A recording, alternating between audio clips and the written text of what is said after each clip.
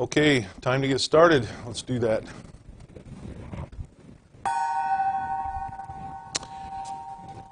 like to welcome everyone here tonight to our Spirit of Life service for Wednesday, May 27th, 2015. And I'm Dr. Doug Kelley, of course. Good to have you here, those here in the audience as well as those in the broadcast audience. Hopefully, if you're hearing this, you found the new web page for the broadcast. We updated the website. I'll talk a little more about that in the announcements. The Spirit of Life is a weekly service and educational program of the International Church of Metaphysical Humanism. Our mission is to explore and empower the human spirit as well as to explore science and spirituality. We have a number of other educational programs, including metaphysicsinstitute.org, where you can get your bachelor's, master's, and doctoral degree in metaphysics if you so desire, with a lot of specializations available. And there are some other programs too. You can take standalone courses, single courses at ICHSworld.org, a sister school. There's more information on the website, the new website at metaphysicalhumanism.org. Tonight's program, I'm going to be talking about freedom from fear, which is kind of an interesting subject, if you ask me. That's why I'm talking about it. And Dr. Norman Wilson returns this evening again to discuss and talk on the subject, the secret to spiritual contentment. So we'll look forward to having him on in just a little bit. And then we'll of course, do our Inspirit forum with our guided meditation and then our usual stuff, card readings and so forth. Let us do our abbreviated 9 principles of belief. The full version is on the website at metaphysicalhumanism.org, but these 9 principles are pretty much the basis of what we believe and goes from there. Number 1, do no harm, do right. Number 2, we believe in the indomitable power of the human spirit. The answers we seek already exist within us. Number 3, we believe that we alone are responsible for and capable of solving human social problems. Number 4, we are all equal. One planet, one race, one ancestry, one destiny. Number 5, we recognize and honor the divine energy that exists in all living things. 6, we are physical and spiritual beings. Consciousness survives death of the physical body. 7, self-acceptance, self-responsibility, and respect for free will creates self-completeness, which is self-actualization. Number 8, metaphysical education and practical life skills empower the human spirit and enhance the human condition. And number 9, expanding human consciousness leads to human evolution and peaceful coexistence.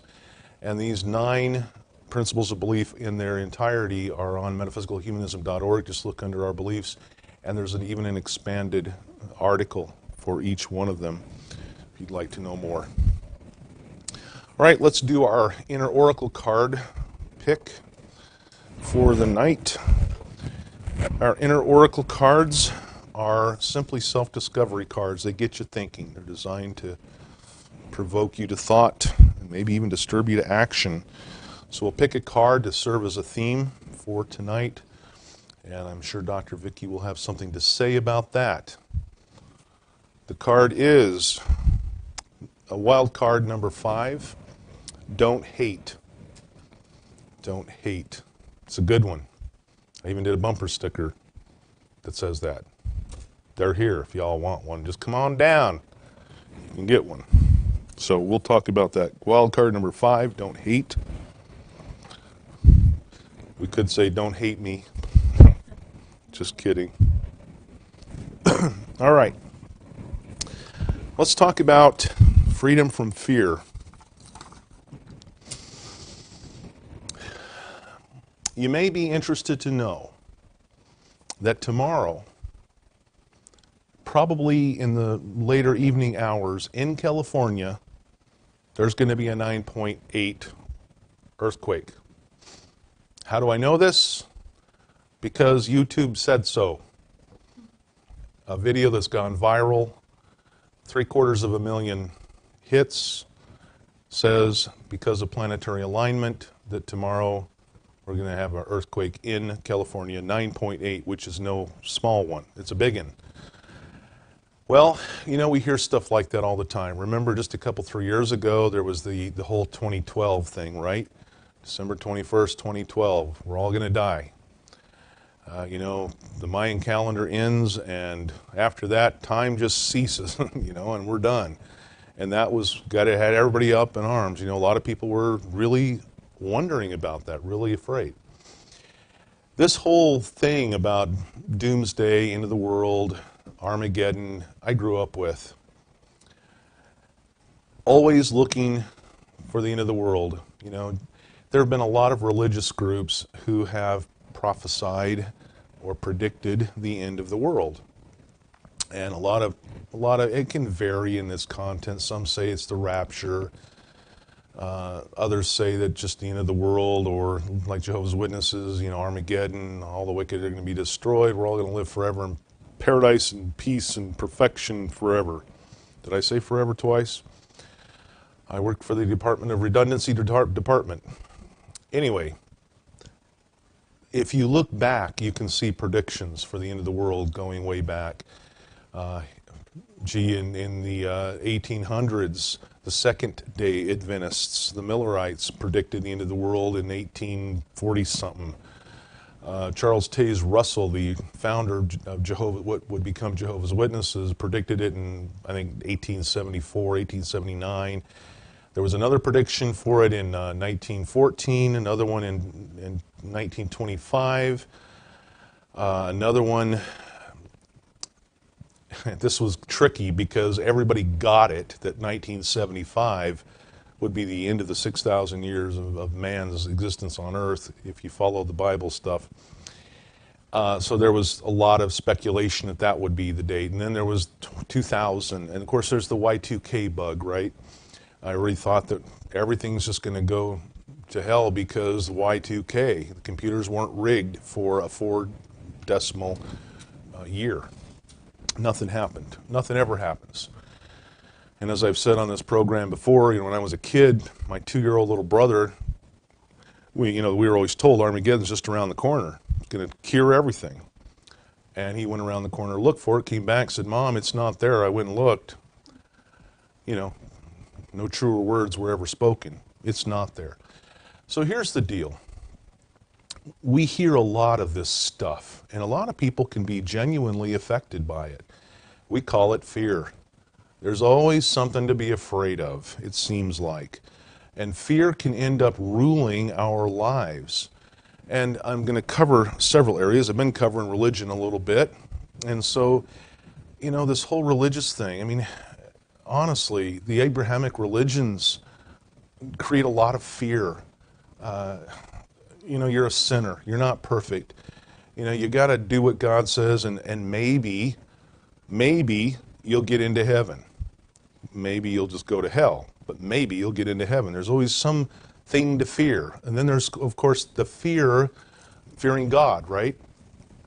And people say, "Oh, I'm a God-fearing man." Well, you think, well, what does that mean? Why do you want to fear God if he's supposed to be so good? Well, then there's the further explanation of the fear of displeasing God. And even that doesn't make sense. Well, you know, if God and I have irreconcilable differences, I guess is what I want to say.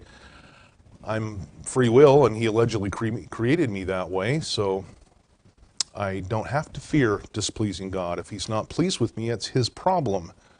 Now, spoken like a true atheist, right? Religionists will not agree with that. But there's always something to be afraid of.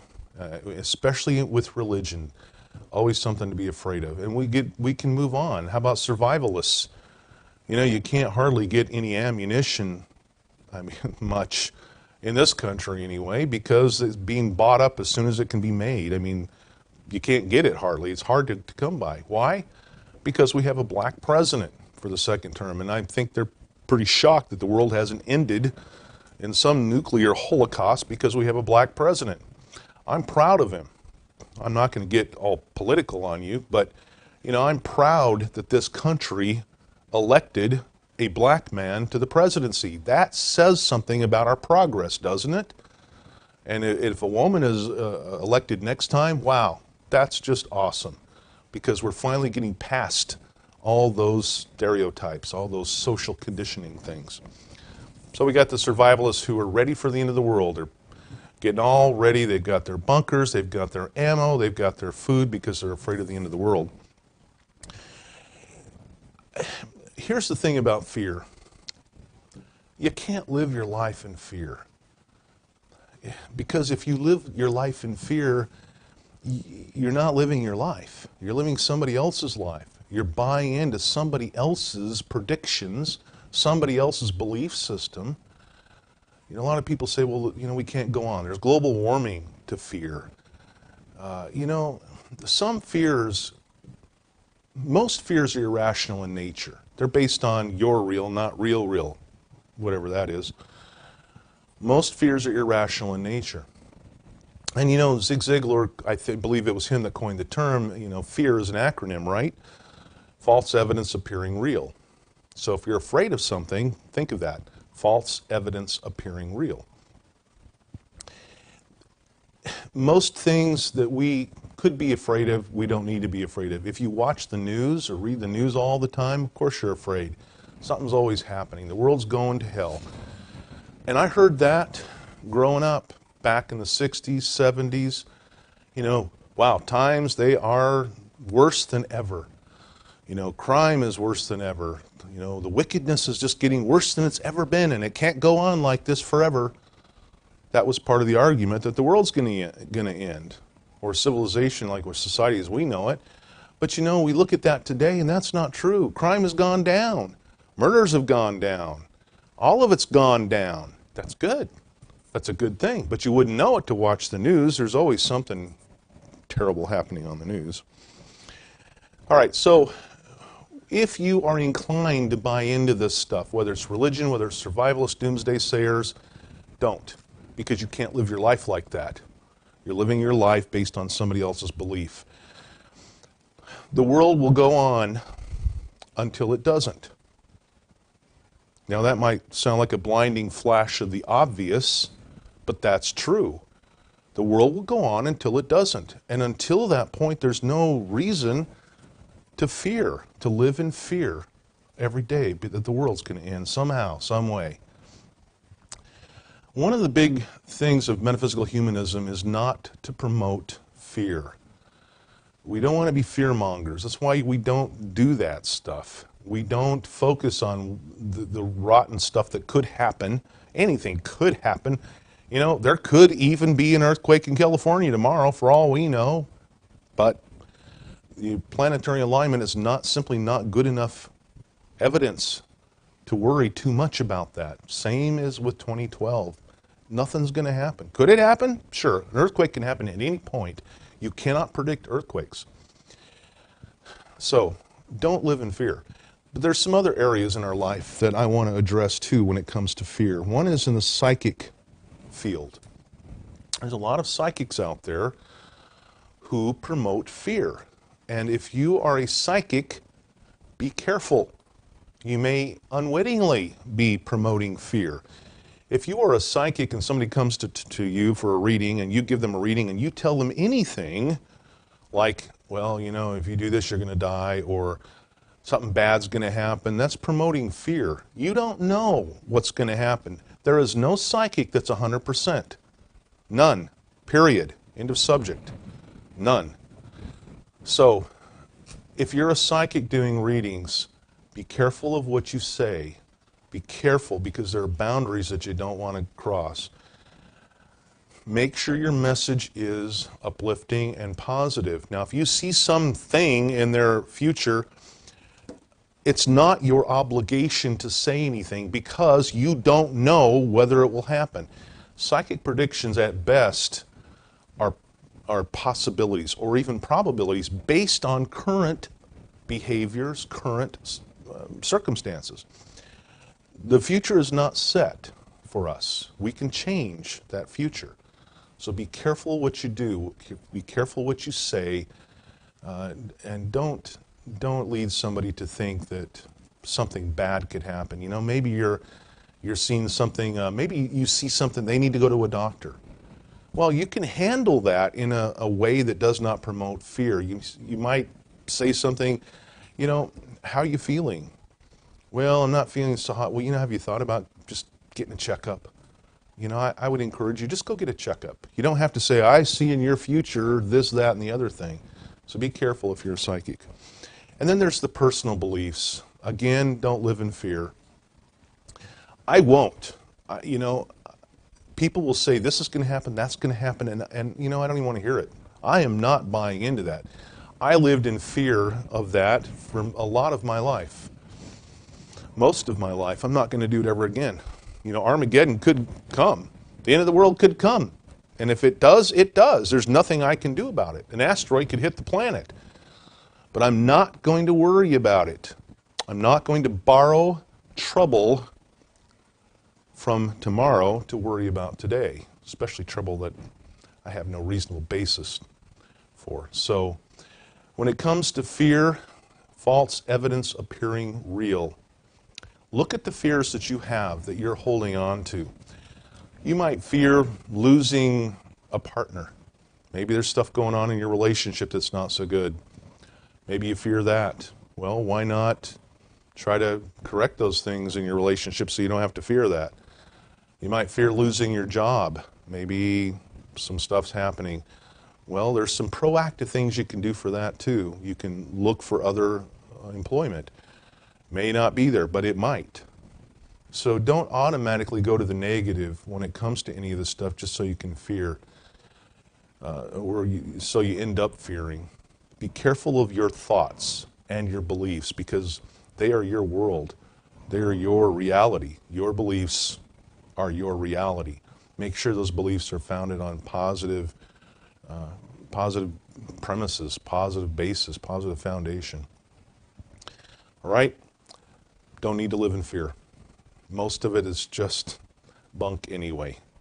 Just live your life, do no harm, do right, don't promote fear, and don't buy into somebody else's belief system that's fearful. All right? That's all I got to say about that. All right, next up on the program, we want to turn our attention to Dr. Norman Wilson. All right, next up on the program, we want to turn our attention to Dr. Norman Wilson has a doctorate in the humanities and holds the position of Professor Emeritus at Polk State College, Winter Haven, Florida. He is the author of a dozen books and over 300 articles published on the internet ranging from Buddhism to education to shamanism. Dr. Wilson is a certified Reiki master and a member of the Foundation for Shamanic Studies. His website is shamanicmysteries.com. He is speaking to us tonight via Skype from his home in Washington State on the topic, The Secret to Spiritual Contentment. Dr. Norman Wilson, welcome to the program.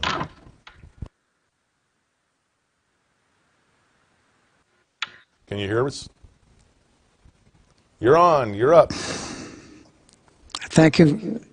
Thank you very much. Can you hear me? Yes, we can hear you. Are we good to go? Thank you. We're good to go. And I'm so glad to be back. Is everything okay back there? You're all good. We're waiting for the sage advice. I liked your talk tonight, Dr. Kelley. Right on the button. Tonight I'm going to begin a talk of 3 in a series on spiritual contentment. All of the great religions, ancient, modern, Eastern, Western, Christian, and non-Christian, have failed to provide an opportunity for spiritual contentment. Certainly, the great philosophers have done nothing more than muddy the water. They haven't helped us out much there. Also should realize that a person can hold very specific convictions in terms of religion and not be spiritual. Spirituality means being connected to and realizing that we're a part of the natural world and connecting to that which cannot be named, the creation, and to the cosmos itself. And you'll recall one of my earlier talks here, I said we're star stuff. We really are. So what is the ultimate secret to spiritual contentment? Sometimes we are advised to take from each dogma, each religion, or each philosophy that which makes us feel spiritually content. If it's kissing the Blarney Stone, do it. If it's bowing down to Mecca several times a day, going to a Wednesday night prayer service, or to a Sunday morning Mass, then do it. Sounds simple enough, doesn't it? But there's a catch. Those who are into traditionalism find such a pick-and-choose attitude appalling. And they even say that it's a denial of the church, whichever one they wish to call the church. I say to them, what is more traditional than the belief and the acceptance of human spirituality? It's existed since the beginning of our universe. It's not something that's been created with the advent of civilization. It existed long before we had our massive organized religions with their grandiose edifices, their voluminous do's and don'ts, and their overly orchestrated rituals.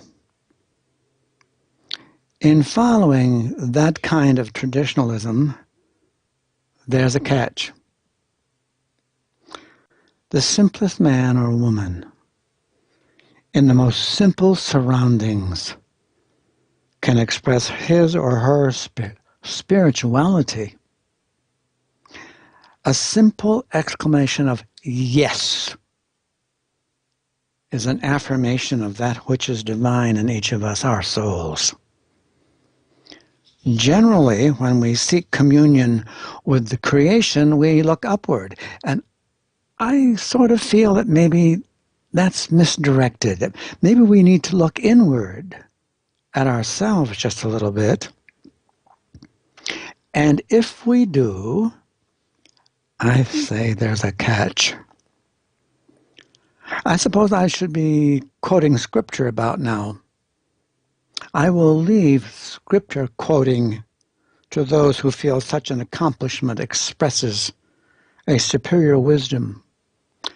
I certainly don't claim to be wise. I am that I am. And what is that?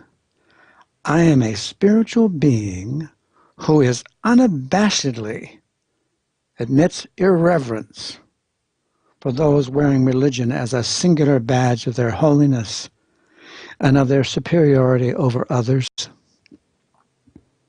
Listening to their triads spewing forth from their gaping mouths reinforces my concern that there is a lack of genuine spirituality in the world today.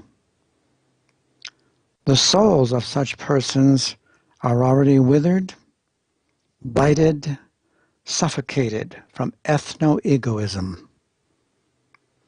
Selecting and choosing that which works for you, individually, on the surface appears to advocate an invitation to chaos.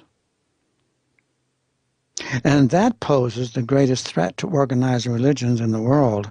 It means the loss of billions and billions of dollars, vast physical holdings, and finally, most importantly, the loss of control over masses of people. It is my limited understanding that the non-denominational movement was an effort to provide individuals freedom of choice in their spirituality and their religious convictions. I sense, as it has turned out to be, they are as structured as the so-called traditional church and present a very specific religiosity. In the 1960s and 70s, with the advent of the New Agers, with their plethora of rumblings and ramblings, ruminations with what should be and what ought to be, raised more questions than they did answers. So what exactly did they believe in?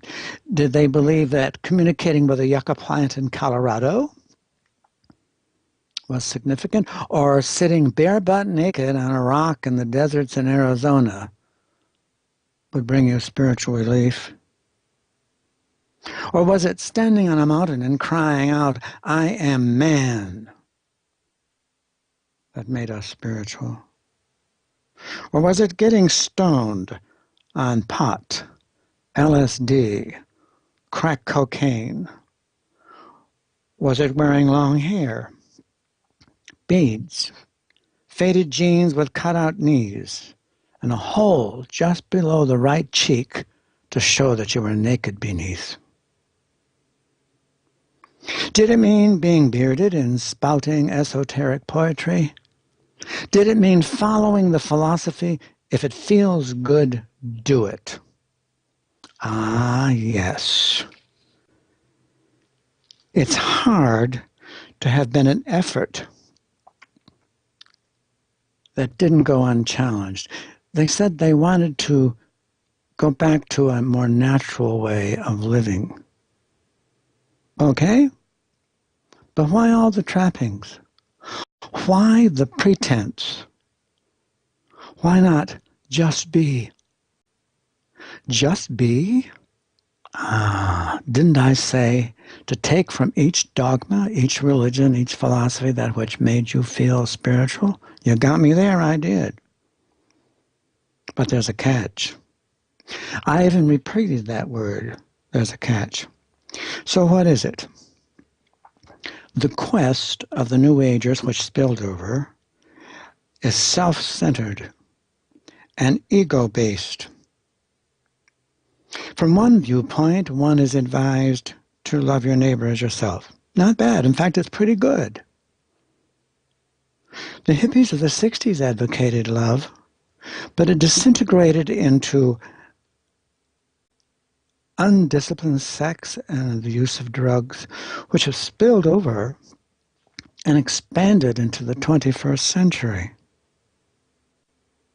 Love your neighbor has been interpreted to mean don't be selfish.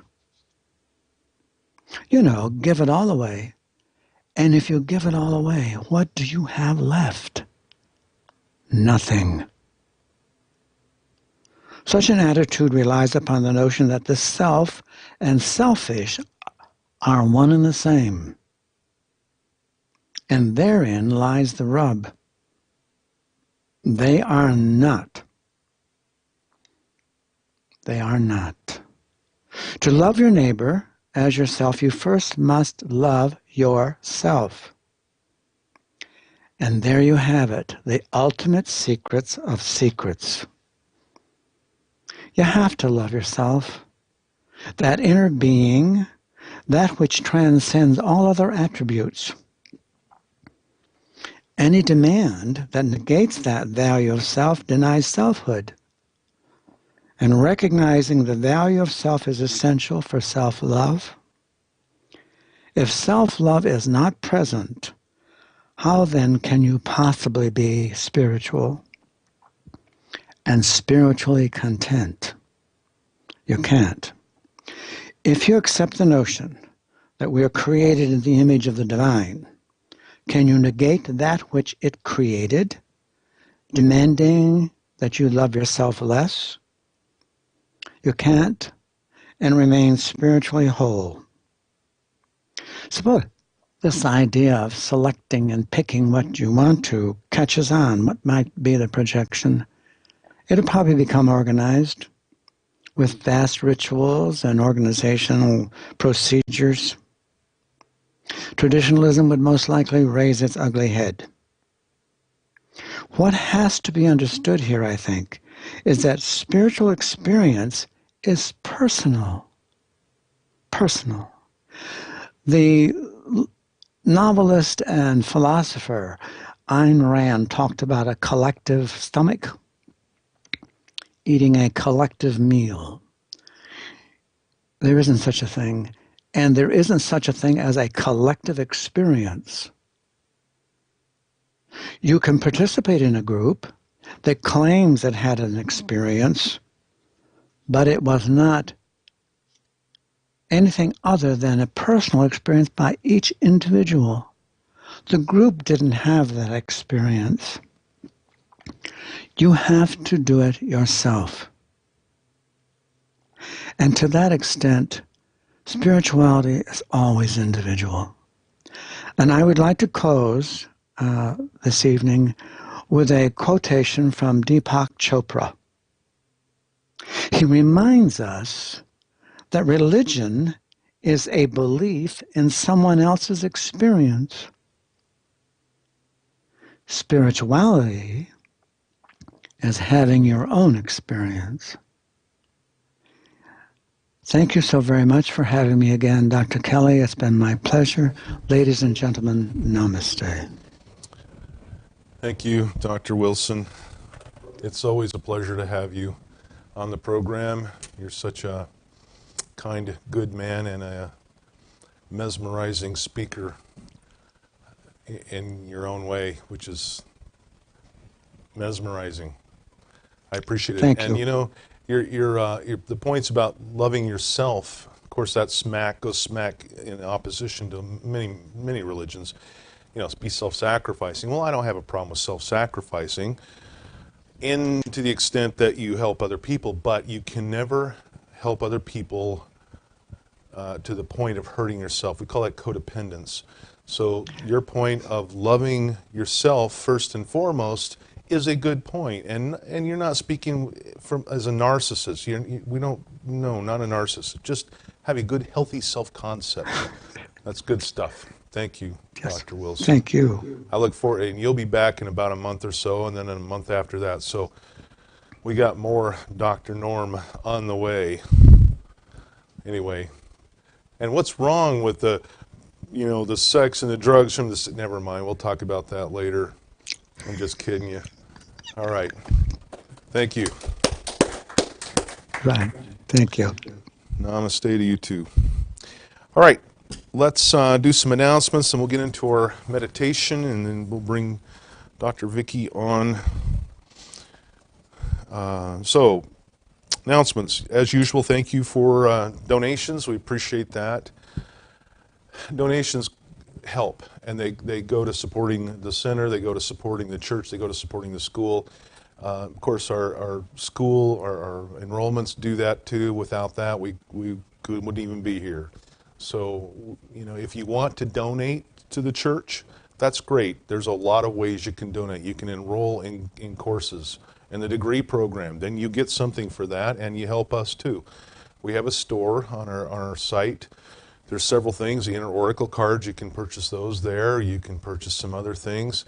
Or you can just make an outright donation, and you can donate on a monthly basis if you want. You can set that up through PayPal on the donation page. And by the way, the link on the front page where it says donation is a little graphic, and you hover over it, it says thank you. That's been fixed. That must have been what you because I didn't realize that was bad until Tina told me while Dr. Wilson was speaking. It took about 2 seconds to fix it. But it's fixed, so you can click on that too. Plus there's a link on the video page that you're watching from too.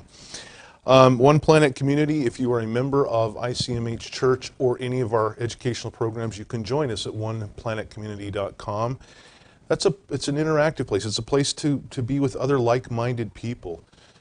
And so if you're a member, I really encourage you to join. And if you are a member of One Planet Community, which I call 1PC for short, if you are a member, then come and go there every day and post something encouraging, upbuilding, start a nice discussion in the forum. Get people involved. If you've got ideas about reality, about life, about whatever, start a discussion. Love to have that. As I mentioned already, the new website has been put up, and I always think I've got all the broken links fixed, and I keep saying, yeah, I think they're all fixed, and then somebody finds one. So I think they're all fixed, but if you do find one, shoot me an email, admin@icmhchurch.org. But it's a mobile-friendly site. That's why I switched it over and changed it. It took a lot of work and a lot of effort and a lot of learning curve on that one, because I switched to a whole new software on that because it was mobile-friendly. Anyway, I think it looks nice. Go take a look at it, explore it. If you have been a member of ICMH Church, you can log into this site using the same credentials as you had on the previous site. I sent out an email last week. I was trying to figure out how to migrate the database from the old site to the new site, and I've literally spent 3 months trying to figure out how to do that in an easy way. I probably could have just entered everybody in one at a time and got it done a lot quicker than 3 months. But anyway, I sent out an email, which was a bit confusing. I apologize for that. And right after that, I stumbled on something, and I had the database migrated in 10 minutes with a $9.99 software package. So, you know, usually I find that stuff a lot quicker than 3 months. Anyway, it's up and going, and I just want to point out, too, that as a condition of membership, at least at this point, we'd like to be able to send you the weekly email that tells you about this program, and infrequently we might update you on other things, but generally it's just one email a week. And so if you choose to unsubscribe to the emails, then it deletes your membership. So please stay with us. You know, one email is nothing. I get 200 or 300 spams a day. You know, when I kick into the next life, we're going to go on a hunting mission for the spammers, and we'll take care of it for everybody. All right, if you want to join IMHS, the way you do that right now, we have associate memberships. It's like a friend of IMHS. We're working on full memberships, and we'll release those when they're ready.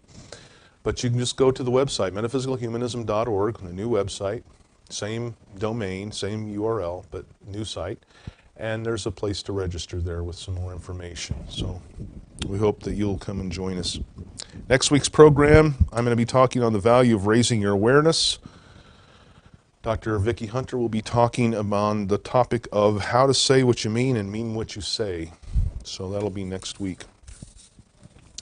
All right, let's go ahead and do our Enspirit forum, and we'll segue into that with a guided meditation. So if you get yourself in a comfortable place, we'll start some nice background music. Just take 4 or 5 minutes or so and relax and open up. I want you to pick a spot straight across from you and focus on it. Or you can close your eyes, whichever you prefer. Take a deep breath in through your nose. Hold on to the middle count of 3. And just release. Pay attention to the sounds that are around you. Become mindful of what's around you. Feel yourself settling right where you are. Take another deep breath. Hold on to it for a sec. And release it. And as you breathe in positivity, you breathe in warmth, you breathe in good stuff. And as you breathe out, you release stress, tension, negativity.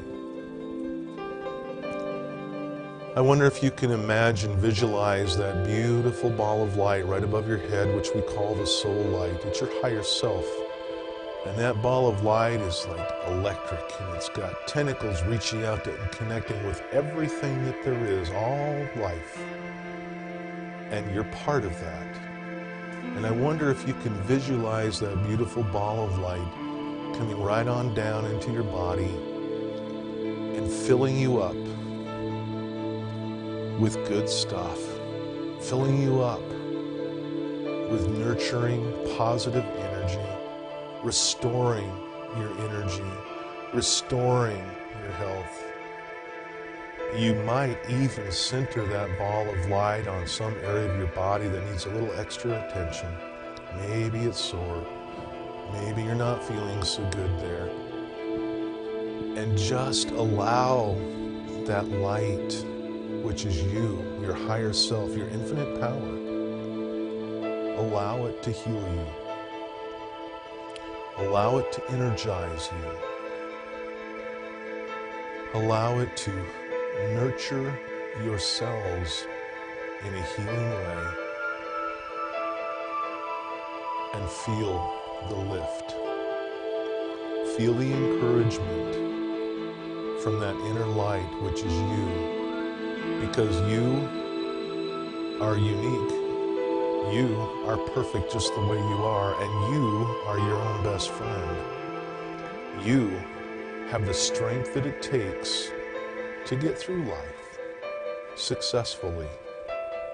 You have everything you need to do anything you want. That's just reality.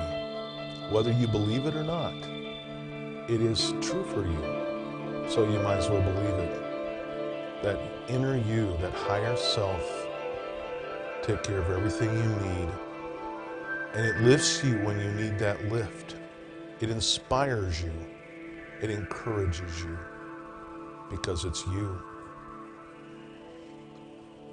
Take just a moment now to share a little bit of your positive energy with somebody in need. And if you know of no one who might need a little bit of a boost, just send it out generally into the universe. Take a second, a moment, and send that positive energy now.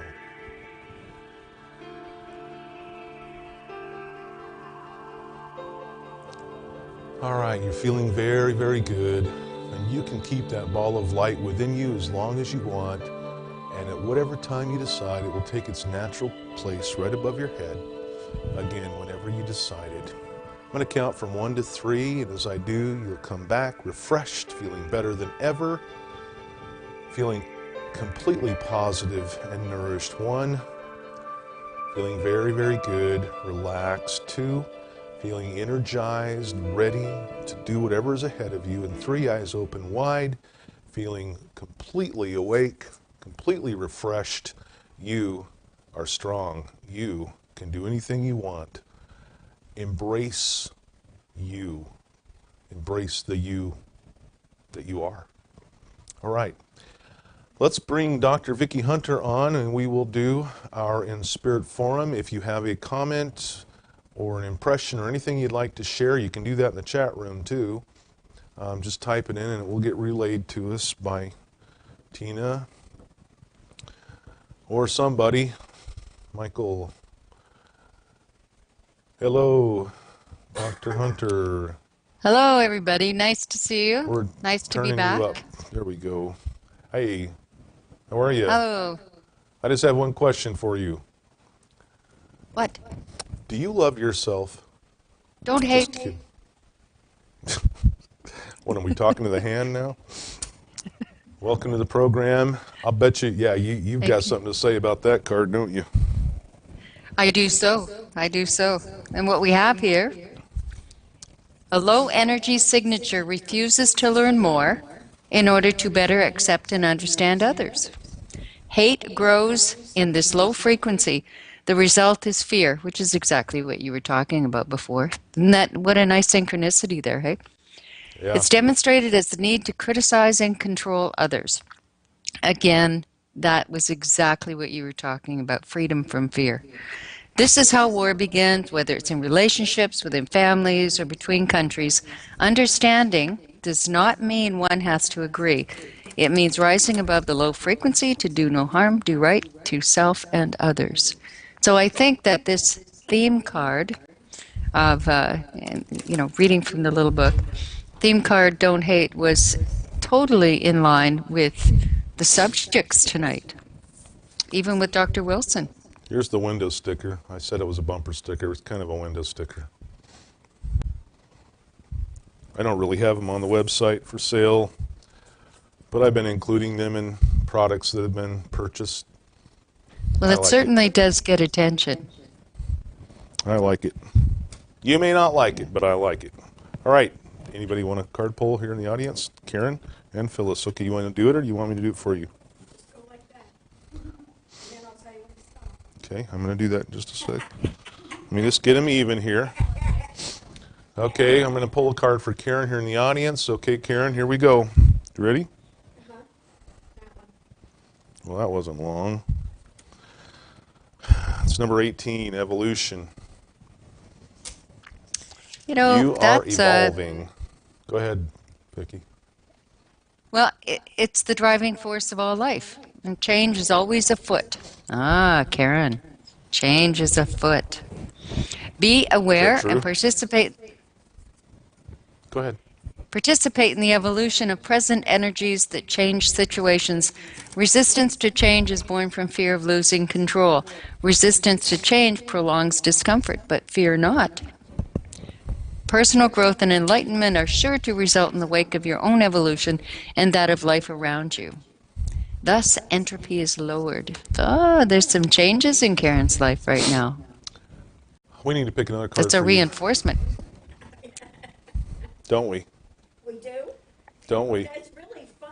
Okay. No, It's do really we? funny, like, because the other day. Wait a minute, wait a minute, wait a minute, wait a minute. No, I just want to, can't I just not say this? I don't even remember what he said. Yes. What you're saying is kind of funny because I really can't remember the words, but we do go to another church, and there my was a God. man who is a psychic that comes. He was saying the same thing to me the other day about change. Oh. So, Well, you got it from two places, huh? But we still need to pick one more because I just sense it. So I'm going to do that again. You tell me when, okay?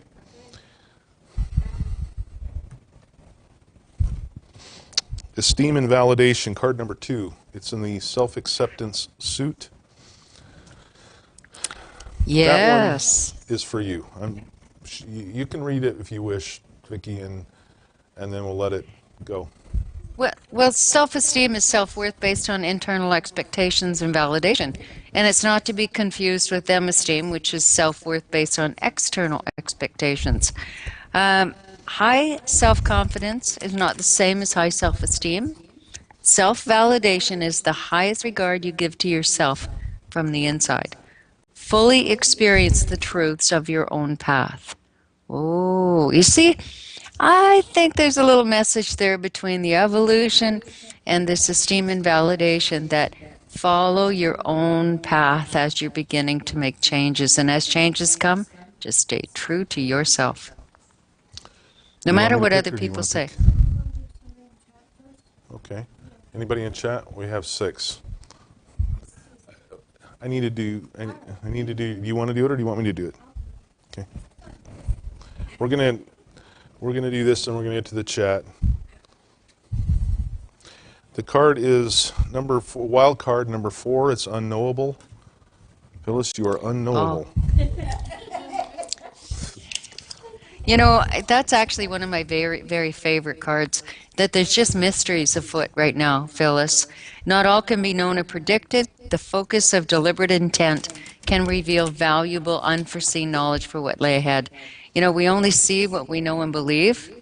The universe is unfolding in ways that are unknowable to your existing ways of thinking. That's the beauty of this symbol.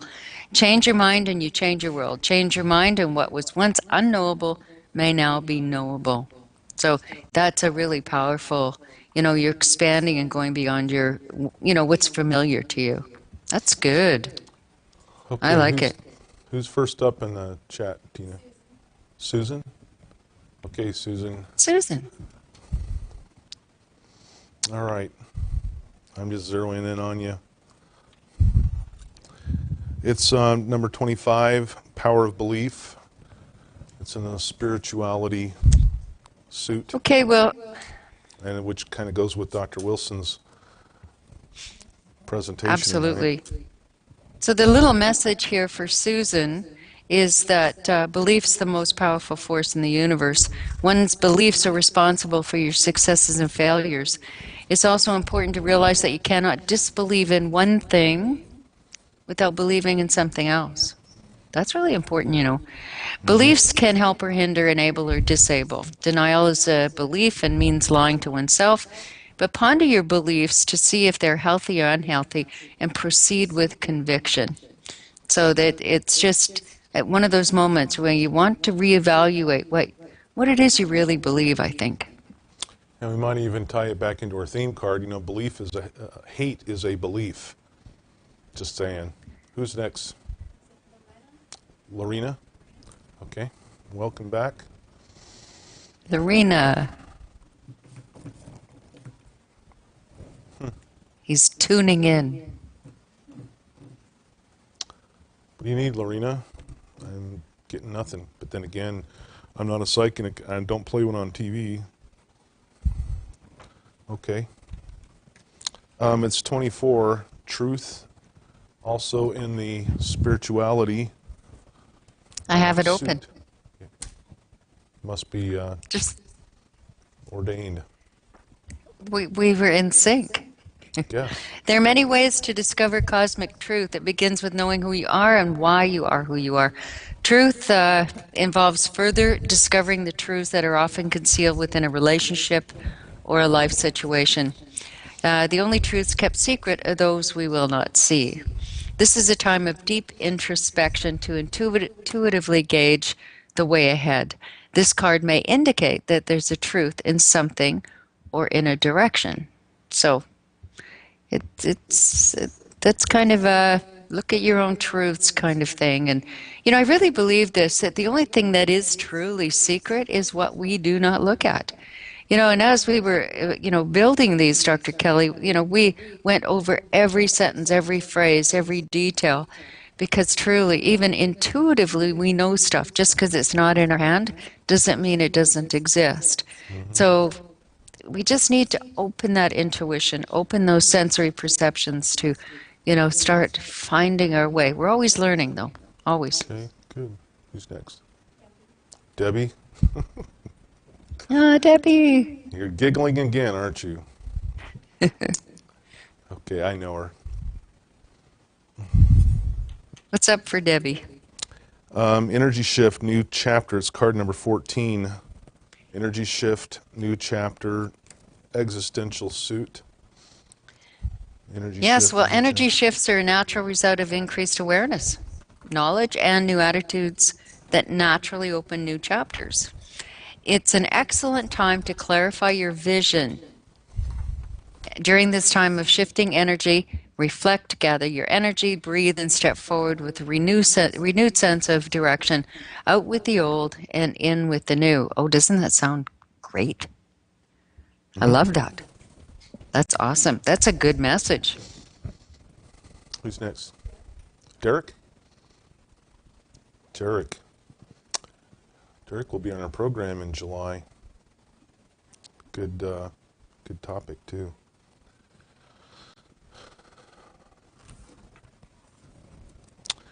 It is wild card number 3, blocks.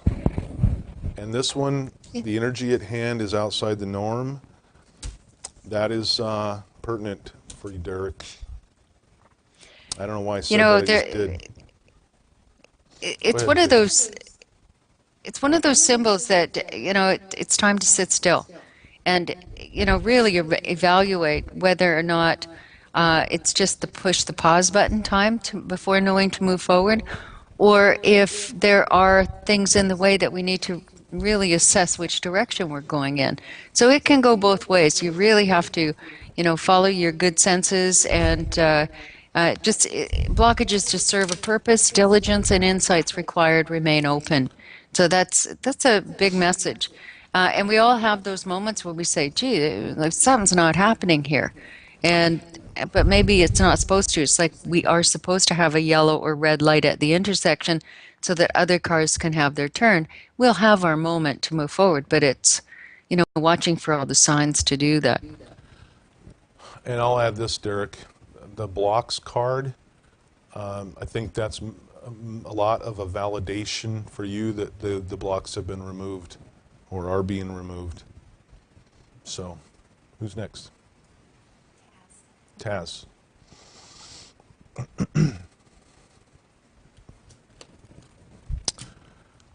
14, energy shift, new chapter. Well, we don't do have to read that one again. I think Taz was listening before anyway. Yeah. But it's relevant when it comes up for you again.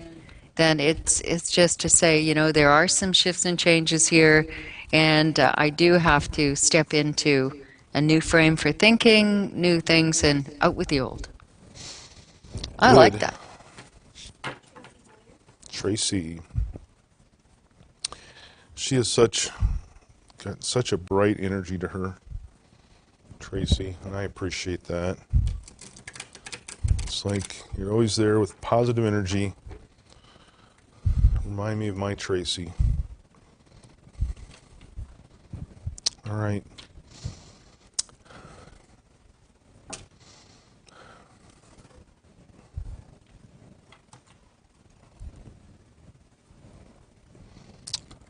It's 17, reinvention in the existential suit.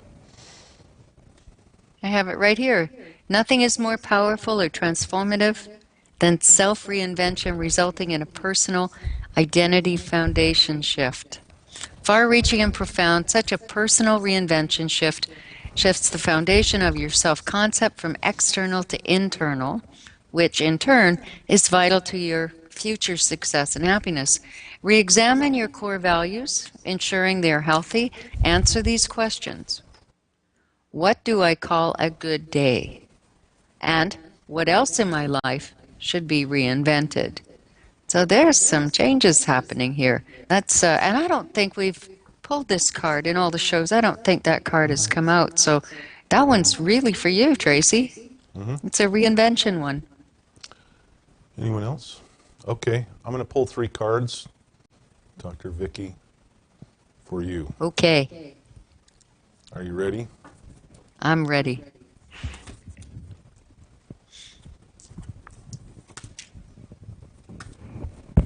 Okay, here they are.